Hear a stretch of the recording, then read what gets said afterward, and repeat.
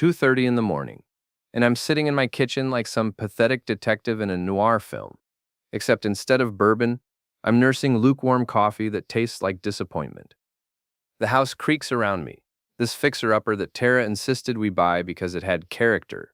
Right now, the only character it's showing is the kind that keeps you awake with guilt. My name's Elliot Travis, but everyone calls me Eli. I'm 38, a maintenance foreman at North Point Tech, and apparently a complete fool. The kind of fool who doesn't notice his wife of 12 years has been networking until midnight 3 times this week. The front door clicks open with that particular stealth that screams guilt. Tara's trying to be quiet, which is hilarious because our old floors announce every footstep like a town crier. I hear her heels, the expensive ones I bought her for Christmas, clicking across the hardwood. She appears in the kitchen doorway, and even in the dim light, I can see she looks like she's been through a wind tunnel. Her auburn hair, usually perfect, is mussed. Her lipstick is gone, but there's a faint smudge of something darker on her collar. "You're up late," she says, not quite meeting my eyes. "Early," I correct. "I'm up early. There's a difference." Tara moves to the refrigerator, opens it, stares inside like it might contain answers to life's mysteries. The light catches her face, and I notice her makeup is smeared just slightly around her eyes. Professional hazard of being an HR manager. She's usually flawless. "Couldn't sleep," she says, grabbing a bottle of water. "Neither could I. Funny thing about empty beds, they're not very comfortable." She turns then, and there it is. That look I've been dreading and expecting in equal measure. Not shame, not guilt, not even anger. It's worse than all of those combined. It's pity. "Eli, we need to talk." "Do we?" "Because I've been sitting here for 2 hours, and I think I've figured most of it out already." She leans against the counter, crosses her arms. Even disheveled, Tara is beautiful, 33 years old, with the kind of confidence that comes from always being the smartest person in the room. At least, that's what she thinks. "You don't understand the situation," she starts. "Try me." "It's complicated. Adultery usually is." The word hangs in the air between us like smoke. Tara's jaw tightens, and for a moment, I think she might actually deny it. Instead, she does something worse. She smiles. Not a guilty smile, not an apologetic smile. A smug, self-satisfied smirk that makes my stomach turn. "Plenty of men want me, Eli. Maybe you should thank me for the company." The coffee mug in my hand suddenly feels very heavy. I set it down carefully, because throwing it would be satisfying for about 3 seconds, and I'd be the one cleaning up the mess afterward.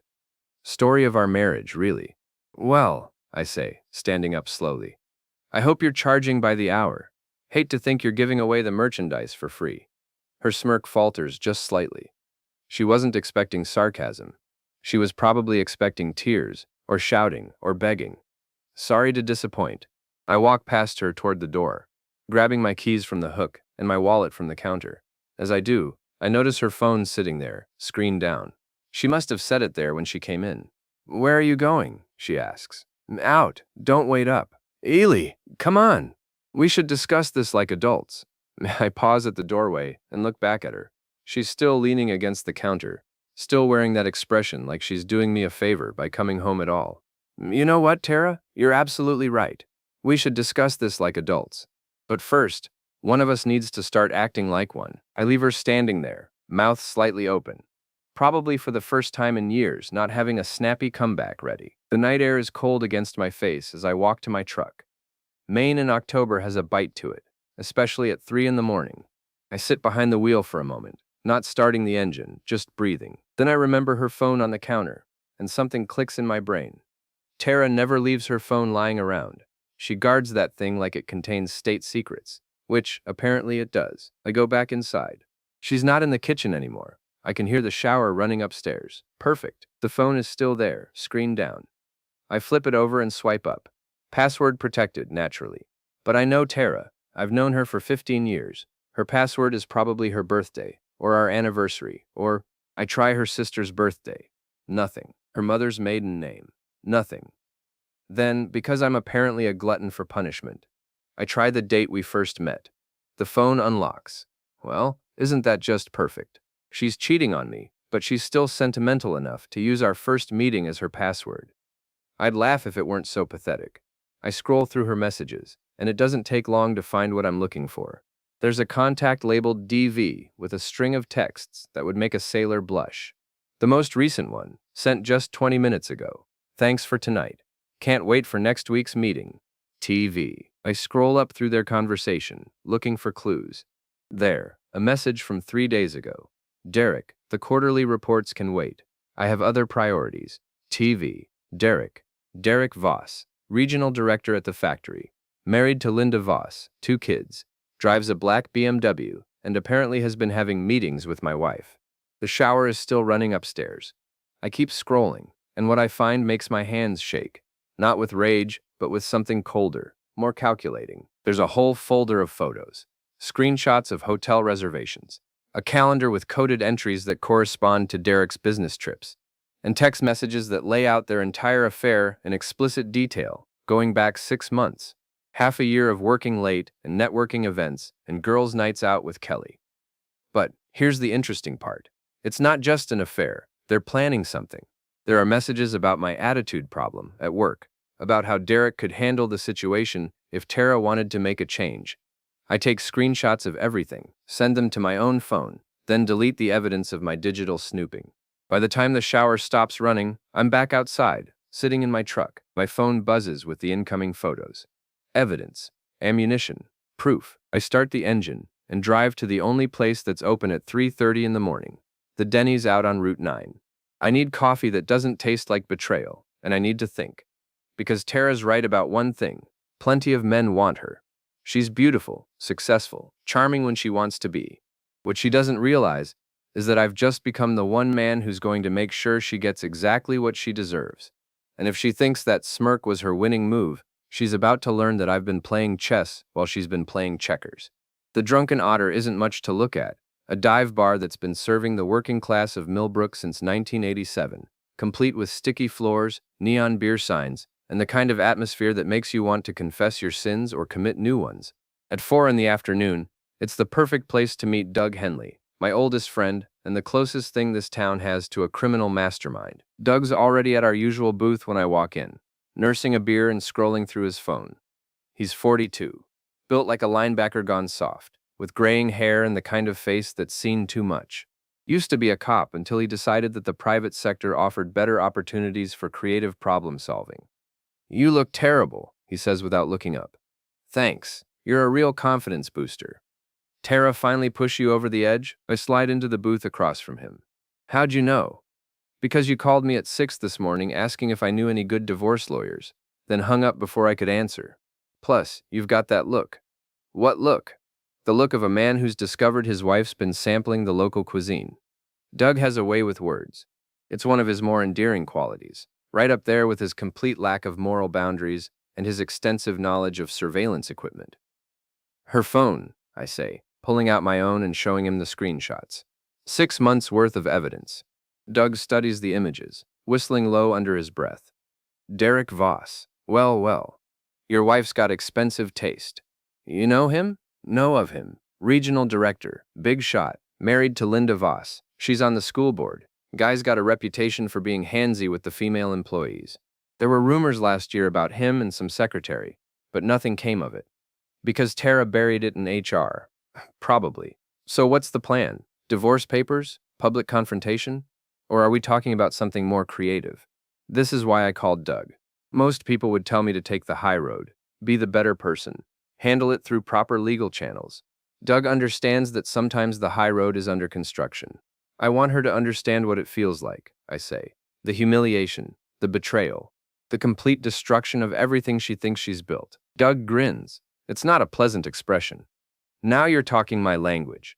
But we need to be smart about this. Tara's not stupid, and Derek's got connections. We go after them wrong, and you'll be the one who ends up destroyed." "What do you have in mind?" "Information warfare.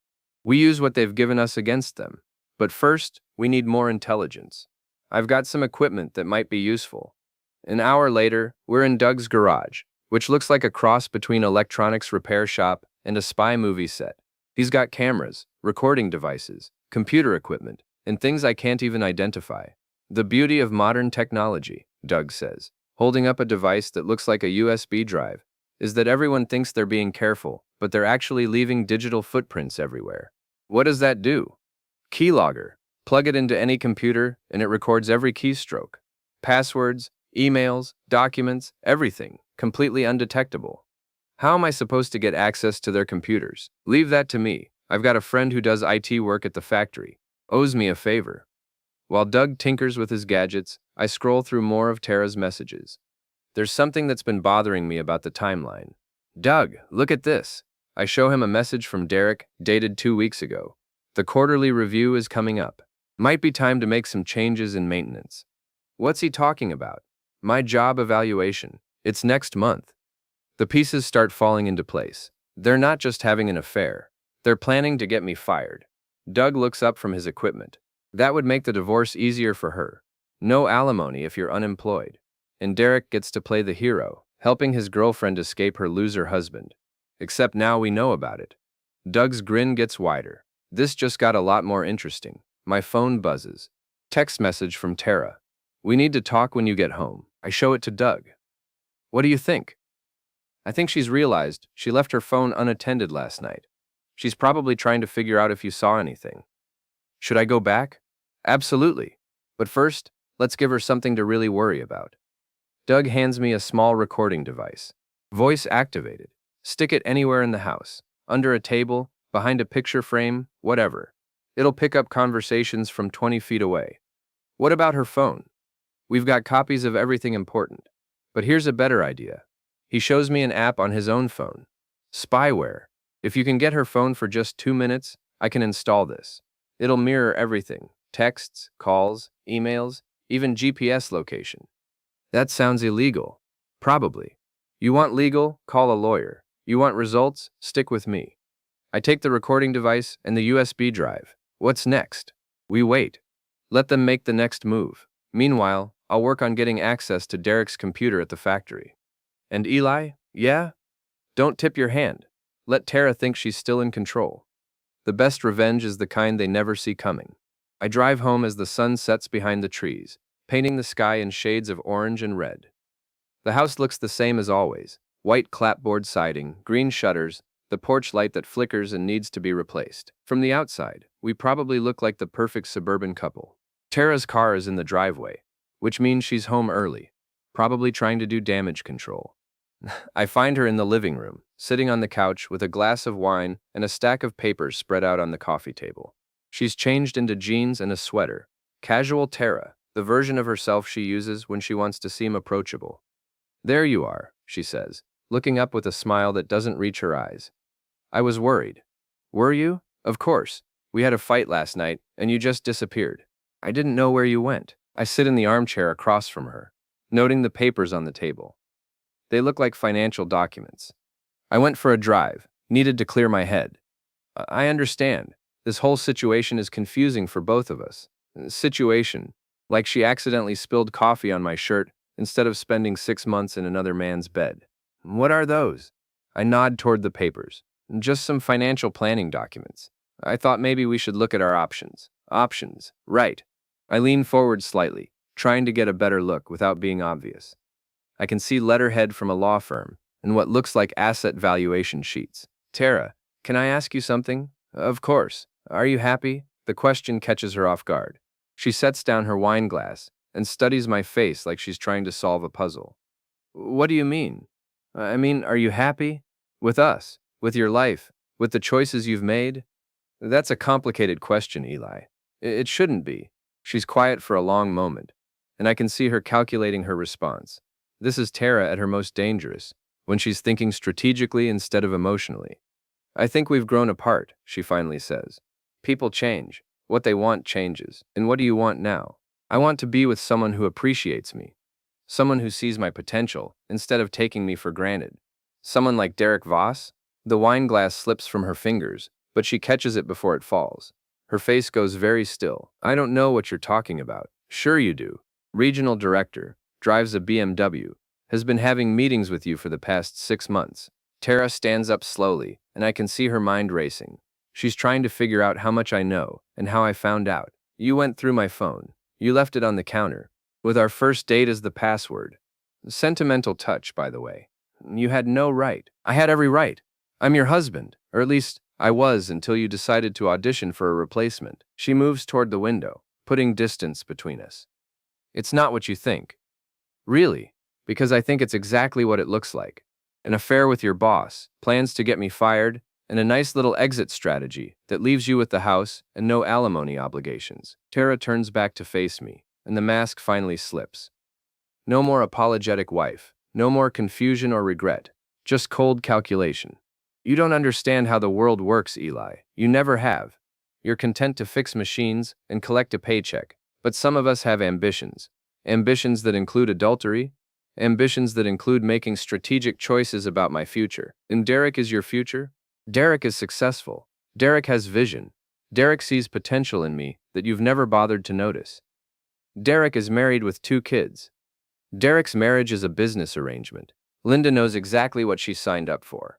I stand up and walk to the mantelpiece, where there's a framed photo of our wedding day. We look so young, so hopeful. I pick it up and study it for a moment. You know what the funny thing is, Tara? I actually thought about fighting for you. When I first figured it out, my instinct was to try to win you back. And now, I set the photo back down, face down. Now I realize that would be like fighting for something that was never really mine to begin with. What's that supposed to mean? It means I'm done. You want Derek? You can have him. You want a divorce? File the papers. You want to destroy my career? Go ahead and try. She looks confused, like this isn't the reaction she was expecting. Just like that? Just like that. But Tara? What? You might want to be careful about underestimating people. You never know what they're capable of when they've got nothing left to lose. I leave her standing in the living room and head upstairs to pack a bag. As I'm gathering clothes, I plant Doug's recording device behind the dresser, where it's invisible but has a clear line of sight to the bed. When I come back downstairs with my suitcase, Tara is on the phone. She sees me and quickly ends the call. Where are you going? Motel on Route 9. Don't worry, I'll make sure the divorce papers can find me. I head for the door, then pause. Oh, and Tara? You might want to change your passwords. You never know who might be watching. The look on her face as I close the door behind me is worth every sleepless night I've had this week. Phase 1 complete. The Millbrook Motor Lodge isn't exactly the Ritz, but it's clean, cheap, and has Wi-Fi strong enough to support Doug's surveillance equipment. I've been here 3 days, living off takeout and watching my marriage implode in real time through hidden cameras and intercepted communications. Doug's keylogger worked like a charm. Within 24 hours, we had access to Derek's work computer, and what we found was better than I'd hoped. The man's been running his own little kingdom at North Point Tech.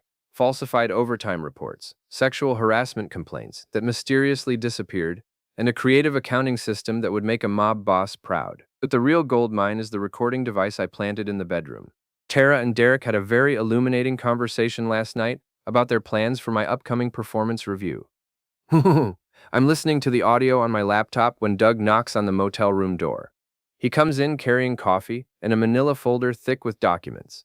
Please tell me that's not more bad news, I say. It depends on your perspective. I've got Derek's complete employment file, courtesy of my friend in IT. The guy's got more red flags than a Soviet parade. Doug spreads the contents of the folder across the small table. Employment records, performance reviews, incident reports, and what looks like legal documents. 3 sexual harassment complaints in 5 years, Doug continues. All of them handled internally by HR. Guess who was in charge of the investigations? My loving wife. Give the man a prize. Every complaint was dismissed due to lack of evidence or misunderstanding of professional boundaries. But here's the interesting part. 2 of the complainants were transferred to different departments shortly afterward. One of them quit entirely. I study the documents. This is a pattern, a very expensive pattern for the company. They've been paying settlement money to keep these women quiet. And Derek's been promoted twice in the same period. Because Tara's been protecting him. And he's been protecting her. Look at this. Doug shows me a performance review from 2 years ago.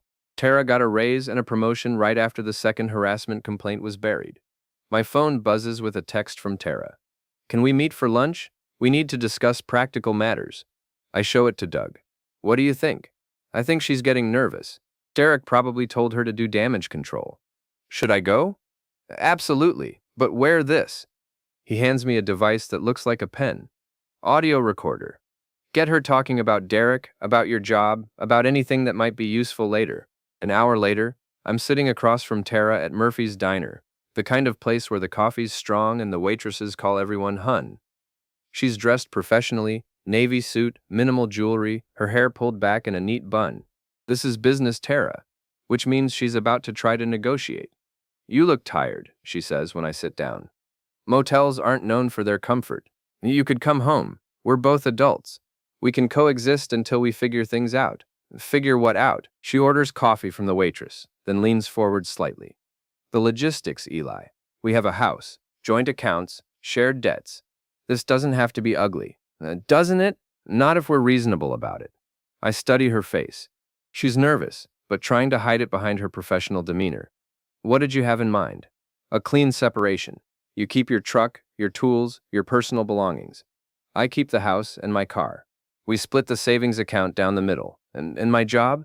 Something flickers in her eyes. What about your job? My performance review is next week. I'm wondering if I should be concerned. Why would you be concerned? You're good at what you do. Am I? Because I've been hearing rumors that there might be some changes in the maintenance department. Tara sips her coffee, buying herself time to think. Companies are always making changes, Eli. It's not personal. Even when the regional director is sleeping with the HR manager, she sets down her cup with a sharp click. Keep your voice down. Why? Afraid someone might overhear? Might damage Derek's reputation?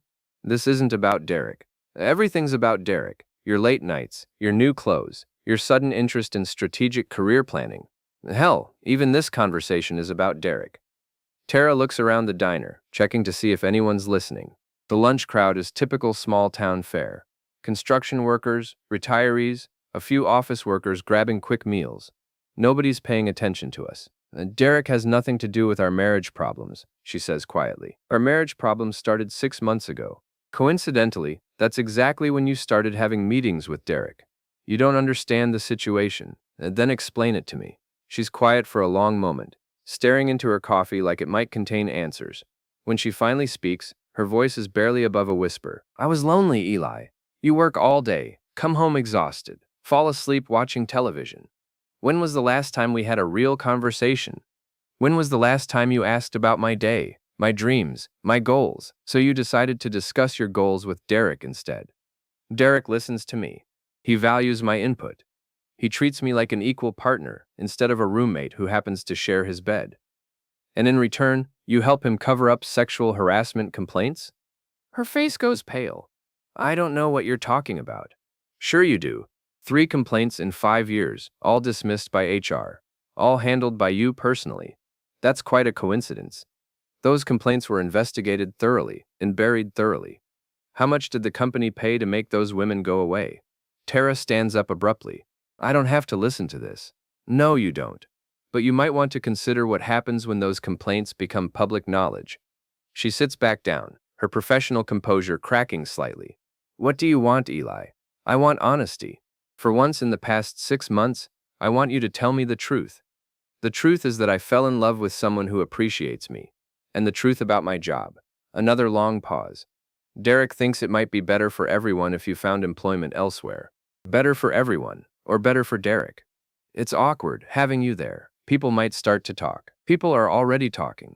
The question is whether they're talking about Derek's affair or Derek's creative approach to human resources management. Tara's phone buzzes on the table. She glances at it, and I can see Derek's name on the screen. You should probably answer that, I say. Wouldn't want to keep your boss waiting. She declines the call. This doesn't have to be a war, Eli. You're right, it doesn't have to be. But you started it the moment you decided to destroy my career, to make your affair more convenient. I never said anything about destroying your career. You didn't have to. Derek's been setting me up for months. Impossible repair schedules, equipment failures that somehow become my fault, performance metrics that change every week. He's building a case to fire me, and you're helping him do it. That's not true, isn't it?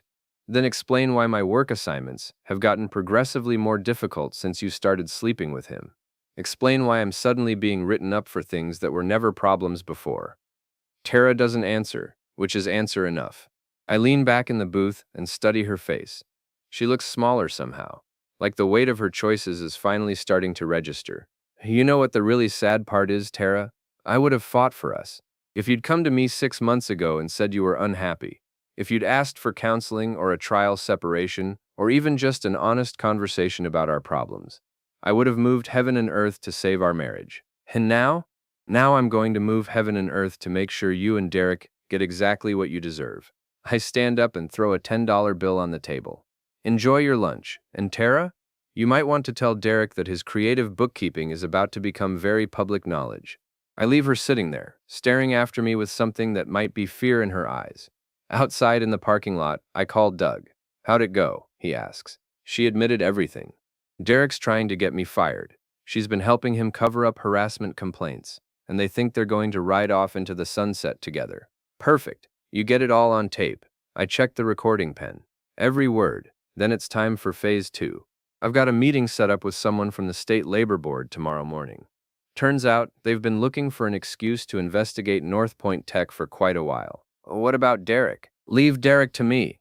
I've got something special planned for him.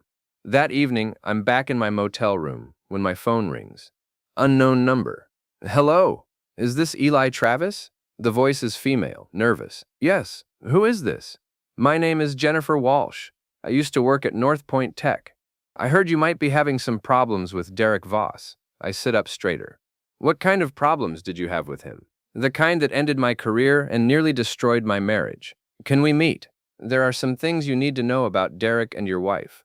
I arranged to meet Jennifer the next morning at a coffee shop across town. After I hang up, I call Doug. We might have an ally, I tell him about the phone call. Jennifer Walsh. That name sounds familiar. Let me check my files. A few minutes later, he calls back. Found her. She's one of the harassment complainants from 2 years ago. Filed a complaint against Derek, then suddenly transferred to a different department and quit 3 months later. Think she'll talk? If she called you, she's ready to talk. The question is whether anyone will listen. They'll listen. I'm going to make sure of it. I spend the rest of the evening reviewing the evidence Doug and I have collected. Audio recordings, financial documents, employment records, and now potentially a witness willing to go on record. Tara and Derek think they're playing chess, but they've been playing with a marked deck. They just don't know it yet. Tomorrow, the real game begins. Jennifer Walsh turns out to be a soft-spoken woman, in her early 30s, with intelligent eyes, and the kind of nervous energy that comes from carrying secrets too long. We meet at Common Grounds, a coffee shop on the opposite side of town from North Point Tech, where the chances of running into anyone from work are minimal. I wasn't sure I should call, she says, stirring sugar into her latte with shaking hands. But when I heard Derek was targeting another employee, I couldn't stay quiet anymore. What happened to you? Jennifer takes a deep breath. I was a project coordinator in Derek's department. Good performance reviews, no disciplinary issues, clean record. Derek started asking me to stay late for special projects. Then the requests became more personal. Dinner meetings that weren't really about business, comments about my appearance. Eventually, he made it clear that my career advancement depended on how cooperative I was willing to be. Did you report it? I filed a formal complaint with HR. Your wife interviewed me personally. Jennifer's voice turns bitter. She was very professional, very sympathetic. Told me the company took these matters seriously and would conduct a thorough investigation. But they didn't. Whoa, they investigated. They interviewed Derek, who denied everything. They reviewed my performance records and found several concerning patterns that had never been mentioned before. Suddenly, I was a problem employee with unrealistic expectations and a tendency toward inappropriate workplace relationships. I feel my jaw clench. They turned it around on you. Within 2 weeks, I was transferred to a different department with a pay cut. The message was clear. Shut up or lose your job entirely. I lasted 3 months before I couldn't take it anymore. Why didn't you take it to the state labor board? Jennifer laughs, but there's no humor in it. With what evidence? HR had built a paper trail that made me look like a disgruntled employee making false accusations. Derek was the golden boy, and Tara was the competent professional who handled a difficult situation appropriately. But you kept records. I kept everything. Emails, text messages, witness statements from coworkers who saw Derek's behavior. Not that anyone was willing to go on record. She pulls out a manila envelope and slides it across the table. Copies of everything. I've been carrying this around for 2 years, waiting for the right moment. I open the envelope and scan through the documents. Email chains that show a clear pattern of harassment, text messages that are inappropriate by any professional standard, and witness statements that corroborate Jennifer's story. This is explosive, I tell her. It's also dangerous. Derek has connections throughout the company and the local business community. Going after him means going after the entire system that protects him. I'm not afraid of Derek. You should be. He's not just a predator, Eli. He's a vindictive predator. When he decides someone is a threat, he doesn't just neutralize them, he destroys them. My phone buzzes with a text from Doug. Meet me at the factory. Bring whatever Jennifer gave you. It's showtime. I show the message to Jennifer. Are you willing to go public with this? She stares into her coffee for a long moment. Will it stop him? It'll sure as hell try. Then yes. I'm tired of being afraid. An hour later, Doug and I are sitting in his truck in the North Point Tech parking lot, watching employees stream out for their lunch break. He's got a laptop open and several pieces of electronic equipment I don't recognize. Jennifer's evidence is the missing piece, he says, scrolling through the documents. Combined with what we've already collected, this paints a picture of systematic corruption. What's the plan? Simple. We're going to let Derek and Tara destroy themselves. But first, we need to flush them out, make them panic. Doug shows me an email on his laptop screen. I sent this to Derek's work account 20 minutes ago from an anonymous address. The email is short and to the point. We know about the harassment complaints. We know about the financial irregularities. We know about your affair with Tara Travis. Resign quietly or face the consequences. Think he'll bite? He's probably having a panic attack right now. Let's go find out. We walk into the factory through the main entrance. I badge in like normal, and Doug follows as my guest. The administrative offices are on the second floor, accessible by a staircase that overlooks the main production floor. Derek's office is at